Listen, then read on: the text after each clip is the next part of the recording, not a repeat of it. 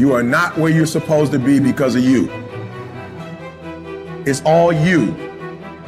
You tell yourself lies, reasons. I'm too tired. I need to rest. I'm too hungry. I'm too full. Something else is more important. I don't have time. Lies, lies, lies, lies. Ask yourself, what remarkably stupid things am I doing on a regular basis to absolutely screw up my life? What would happen if you just stopped wasting the opportunities that are in front of you? Because you're not everything you could be, and you know it. If you keep thinking the same thoughts, keep demonstrating the same behaviors, keep living by the same feelings and emotions, your personal reality is going to stay exactly the same. But if you have new thoughts that lead to new choices, that demonstrate new actions, that create new experiences, that cause you to feel differently, you will begin to walk into a new future. I need you to confront you because you're the one holding you up. I need you to look in the mirror and tell you, you are not going to do me like this no more. You're not going to continue to sabotage me. You're not going to keep procrastinating. You're not. You know you should be further in life, but you keep letting you slide. Hold you accountable and don't let you off the hook. If for 10 years, if you didn't avoid doing what you knew you needed to do, what would you be like? You'd be 10 times more efficient, 20 times more efficient.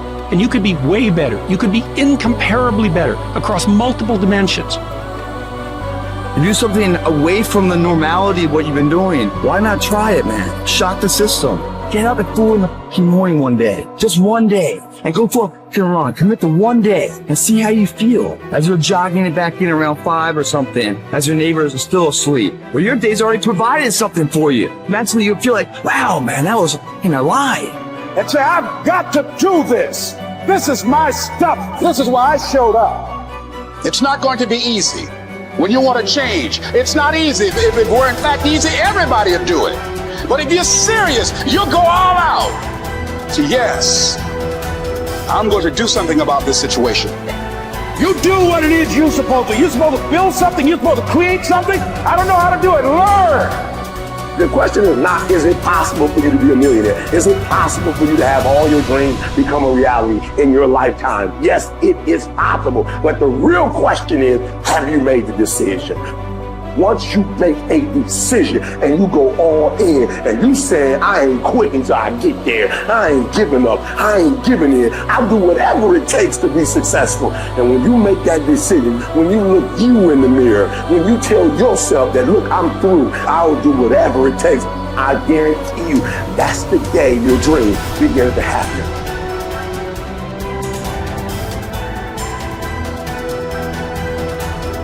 So then, when you have a purpose or a vision or a mission or an intent that's bigger than you, it means it signifies something that's ongoing.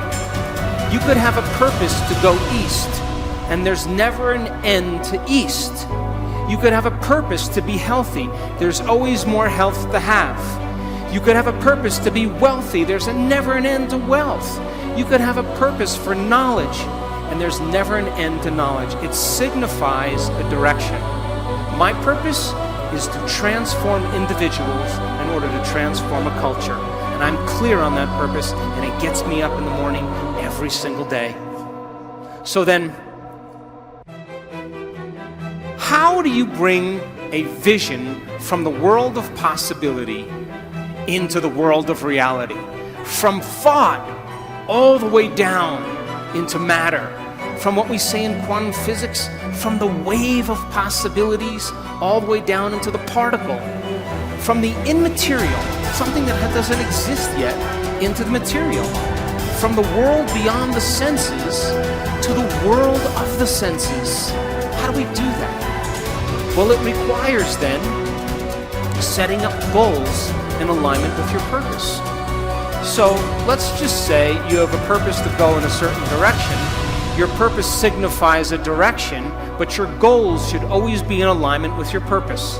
And people who have goals in alignment with their purpose, Their goals are a natural side effect of them being on purpose. So then what about getting healthy? You may say, okay, I want to lower my heart rate. That's one of my goals. I want to lose, 10 kilos. I want to have more energy. I want to wear a new wardrobe and have a new relationship. This is the short-term goal at the beginning, and the long-term goal is at the end. And as long as you keep making the same choices, demonstrating the same behaviors, reproducing the same experiences, feeling the same way, you'll arrive at all of those goals. What about becoming abundant? You may say you want to be wealthy, and to me it doesn't matter. Wealth is a state of mind. You may want to start a new business. Once you start that new business, you may want to hire 2 new staff employees in 6 months. Then you may say you want to buy a company vehicle. And of course, then the next one is buy a new house. And then ultimately what? Make $1 million? Why not?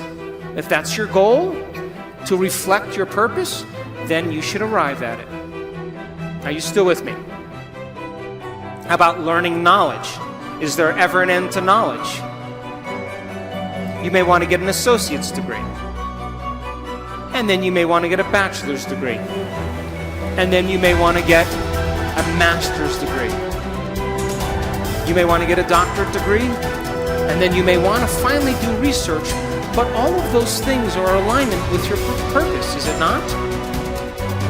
Now, I want you to understand that there is a very specific formula for excellence. And the formula requires a person who has a clear purpose. But there are 2 other ingredients that put this together. The first thing is called competence. You know what competence is? Somebody who does something really well. The more competent they are, the better they are at doing something. The third thing is called accountability. Accountability means if you say you're going to do something, you do it. And if someone asks you to do something, you do it really well. And if you combine a person who's on purpose with a high level of competence and accountability, you have excellence in an individual. I run 3 companies, and all 3 companies, my teams are very high on their purpose scale. They better align with my purpose. They have very high level of competence, and they are very high on the accountability scale. And I don't even bother them. I never even manage them. Because if they're not competent, accountable, and on purpose, they're going to stand out with the rest of the culture, and other people are going to be doing their job, and they are not going to keep up. And I say to my staff, I run an Olympic level team. You have to be able to play at an Olympic level. If you can't be competent and accountable on purpose, there's nothing personal. We just have to cut you because we're moving at a fast pace. Be someone who is cool under pressure. Value serenity instead of outrage. It seems that our culture is moving in the wrong direction here. If you are blessed enough to not be on social media, you might be surprised to learn that the angriest, most passionate public figures are rewarded with the most clicks and biggest audiences. Our culture has begun to confuse passion with substance, reward the loudest and angriest voices, and thus incentivize behavior wholly at odds with stoic wisdom. The number of decibels your voice hits as you scream about how right you are is not necessarily an indicator of how much sense you are making. As a society founded on reason and Western Enlightenment ideals, we must hold ourselves to a higher standard. We have to collectively stop allowing emotion and passion to pass for reason and factual debate. The media's goal is to literally challenge your ability to be still. A tough American intent on improving upon their current self, is not tricked into an emotional reaction by these headlines. You do not write an angry tweet. You do not hurl an insult. You are cool and measured and skeptical. You are curious what the agenda of the journalist might be and what facts or context they might be leaving out. You seek out a different story on the same topic from an opposing view, and you find out that many of the claims made in the original story were convincingly debunked. And just like that, you are a Zen master of stillness and stoicism. I will not quit in the face of danger or pain or self-doubt. I will not justify the easier path before me. I decide that all my actions, not just some matter. Every small task is a contribution toward a higher purpose. Every day is undertaken with a sense of duty to be better than I was yesterday, even in the smallest of ways. I seek out hardship. I do not run from pain, but embrace it, because I derive strength from my suffering. I confront the inevitable trials of life with a smile. I plan to keep my head to be still when chaos overwhelms me. I will tell the story of my failures and hardships as a victor, not a victim. I will be grateful. Millions who have gone before me have suffered too much, fought too hard, and been blessed with far too little for me to squander this life. So I won't.